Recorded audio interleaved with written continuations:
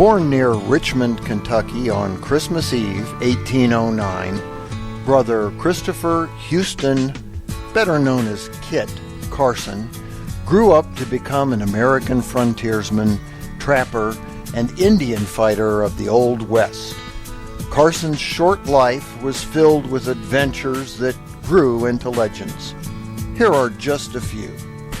He was once framed and arrested for murder, but his reputation was so impeccable, the town sheriff helped him to stage an escape so Carson could track down and apprehend the real killer. After mounting a campaign against gambling in his town, Tom Phillips, a friend of Carson, incurred the wrath of pro-gambling gang members. The gang attempted to lynch Phillips, but at the last second, as the noose tightened, Carson saved his friend's life by shooting the rope that was to hang him. He used himself as bait to lure a murderer out of the lawless Texas Badlands and back into the hands of the law. And finally, at 6 foot 2 inches tall, he was a bare-knuckle, two-fisted fighter who seldom, if ever, lost, even when his opponents were bigger or when he was outnumbered. These are escapades of which legends are made, and while each has been attributed to Carson, not a single one is true. Despite the fact that Carson's life is clouded in legend, some of his real adventures make the legends look tame. Among those adventures, this one is real, was the strangest thing that ever happened to him and which haunted him for the remainder of his life. By 1849, the name Kit Carson was known everywhere in the country.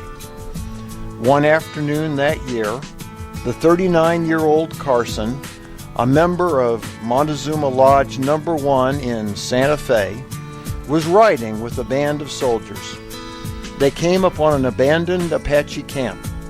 Here, Carson found the body of Ann White, who had been killed just minutes before his arrival. Among Mrs. White's effects, soldiers found a copy of the just-published dime novel Kit Carson by Charles Averill. The book detailed the larger-than-life adventures of Carson, woodsman, hunter, guide, mountain man, and Indian fighter.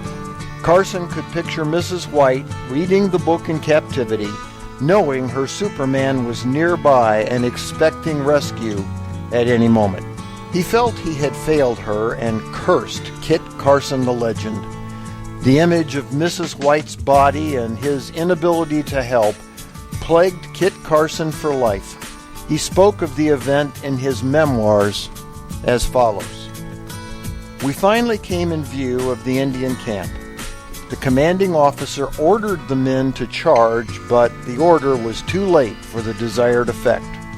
In about 200 yards of pursuing the Indians, the body of Mrs. White was found. Perfectly warm, had not been killed more than 5 minutes. Shot through the heart with an arrow, she evidently knew that someone was coming to rescue her. It was apparent that she was endeavoring to make her escape when she received the fatal shot. In camp was found a book, the first of which I had ever seen, in which I was made a great hero, slaying Indians by the hundreds, and I have often thought that as Mrs. White would read the same, knowing that I lived near, she would pray for my appearance and would be saved. I did come, but had not the power. Later, when the soldiers suggested giving Mrs. White's book to Carson, he replied, "If you do, I'll burn the damn thing."